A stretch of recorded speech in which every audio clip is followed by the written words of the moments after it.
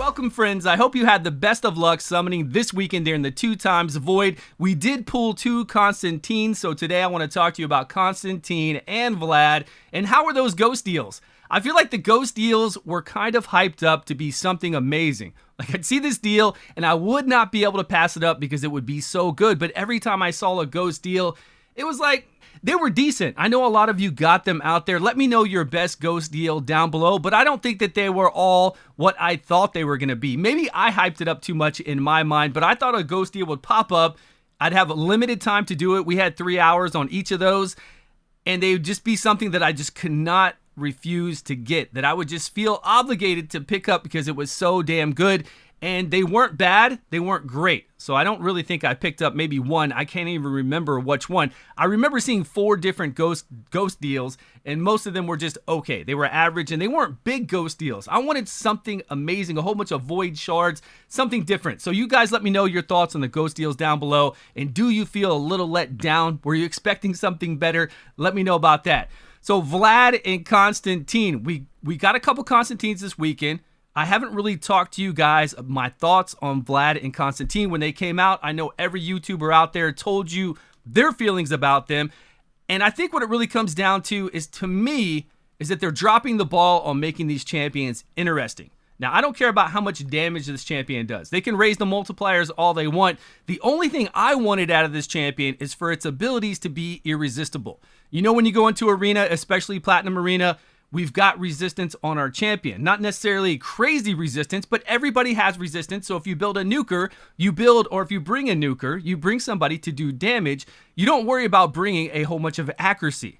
But for somebody that's a nuker, that can be irresistible, so all of its moves are always going to land, especially with turn meter depletion, putting up this leech, that would be pretty fun. I didn't need this guy to have his multipliers increased, and I still think he's not doing Trunda, Magnar damage. He's probably doing good damage. He probably did good damage before, pretty standardized stuff. So that's all I wanted out of him. But they could come out with other clever ways and ideas to give us more accuracy. I was thinking in his passive, if it said, when this guy starts the battle with 6,000 or more attack, all his moves become irresistible.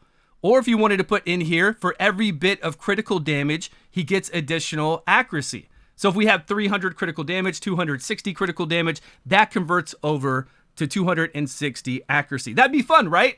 Just something additional in here and make these champions, I guess, more fun, right? That's all I want. More enjoyment to play these champions in different ways. I wouldn't mind seeing other champions that do damage based off of speed. Just speed alone. Then we make this guy 300 speed. That's the factor determining how much damage he does. Then we just need crit rate of 100%, a whole lot of speed, and critical damage.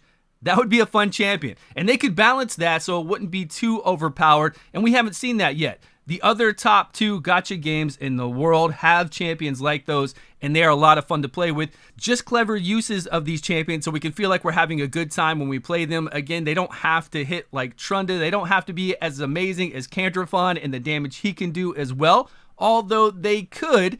And then when they have a tag team partner bonus, whatever you want to call this kind of thing, when they're together, it needs to be amazing. And the only time that this really works is when it's one of them is a support type champion and the other one of them is an attack based champion. Really, Coronar and Manaya, and then Civi and Rhodos are the only 2 groups that I know that are actually pretty good in this game.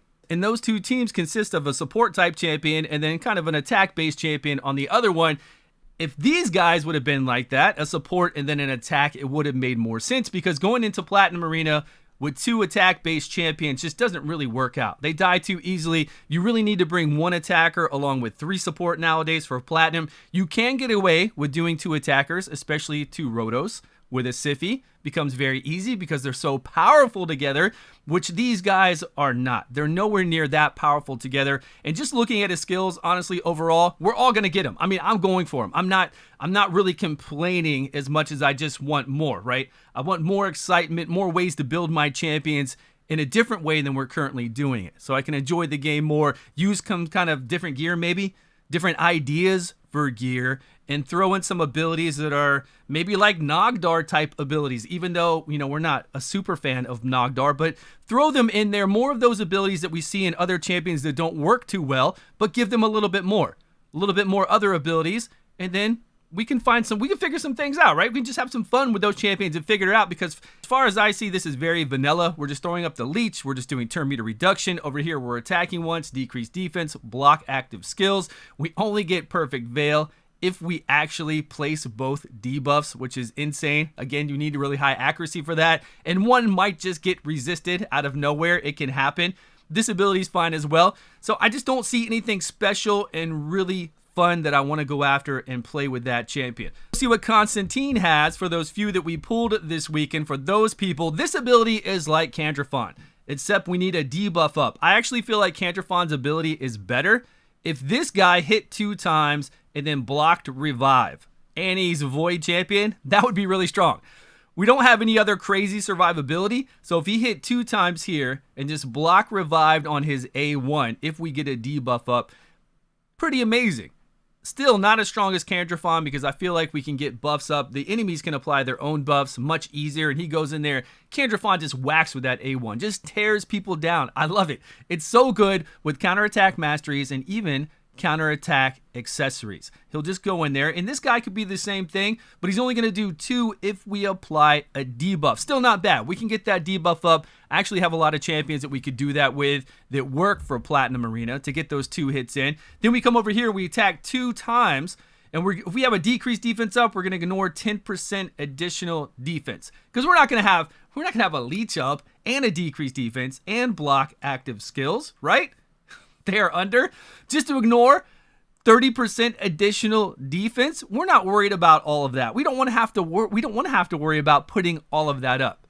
And again, we need somebody that has really high accuracy to do that, and his partner will do leech and block active skills on the A3. So I don't even think they gel well together. Attack 1 time, again, before attacking, it steals all buffs from the target, then transfers all debuffs from this champion to that target. This sounds fun. A lot of fun. We're transferring after we steal everything from them. So if they had a block debuffs, we would steal it all. Then we'd give them all the debuffs we have on us. And then I assume we're going to hit them really hard. So we reduce it by 2 turns. It's on a 3-turn cooldown. Then we could use it again. But here, enemies from the Undead Horde, Demon Spawn, and Knights Revenant faction killed by this champion cannot be revived, but only if Vlad is there. We're only talking about Undead, Demon Spawn, and Knights Revenant. 3 factions. And only if Vlad is around. Once they're dead, they cannot revive. Would have been super strong and still not broken if we didn't need Vlad here. If we just didn't need Vlad at all, it would be kind of a normal ability. Then this hitting twice would wreck shop. This AoE would be pretty fun. We just bring in somebody to decrease defense, but with reaction accessories and all the rest, we're still probably not going to take the team down. But if we can block revive, that's pretty insane. And I don't think we need a Vlad here to get this on these 3 factions only: Undead, Demon Spawn, and Knights Revenant. That would have worked out well. If it would have done, block revive whenever, at any time, then yeah, it might be a little broken. Then we're talking an Aether Blood Twin type where he hits 2 times on his A1 if you have a debuff up, which is insanely strong. We've already seen, and I've said many times on Cantrafon, so much fun to have. That would have been too much. And this skill probably is a lot of fun, but remember, we need accuracy for this. We've got no way to convert anything over to accuracy, so we need insane amount of accuracy. To steal and then to transfer over, we don't. I don't think we need to for transfer over. I'm pretty sure we don't, but correct me if I'm wrong down below. Nothing too fancy, right? Nothing amazingly fancy. If this guy was Cantrafon, if this was Rhodos, but in a void, if this was anywhere near like a lot of the fun champions out there, and I know you don't want to make carbon copies of other champions we already have. I understand that. But take certain abilities from those champions and give them and then change them up some. We could have a Rhodos A3 in here. Then we might not want to have this ability here, possibly, but we could have Rhodos's A3 here. Then we could have some other different abilities in here, and then we could even have something similar to Cantrafon's passive here, and then we're mixing in a whole bunch of the really good champions and putting them into this one. Or any champions we come out with. And again, with the ideas I had with the accuracy, converting over from critical damage or converting over from attack, because then if you have to have 6,000 attack, you might not be able to go with a critical damage glove. Maybe you have to go with attack, attack, and attack on all 3, gloves, chest, and boots. And that's going to hinder the champion from doing max damage, but then we get the ability to make their skills irresistible.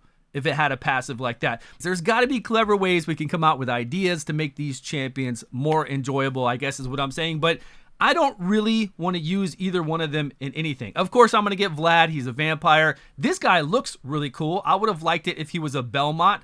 Trevor Belmont coming in here. He could say Constantine Daywalker, but we've got a lot of people with burning swords. I would have liked a Morning Star, a whip with some kind of bluish flame. You know, a Morning Star on his hip, and then when he comes out there and fights, he throws it out there just like Castlevania.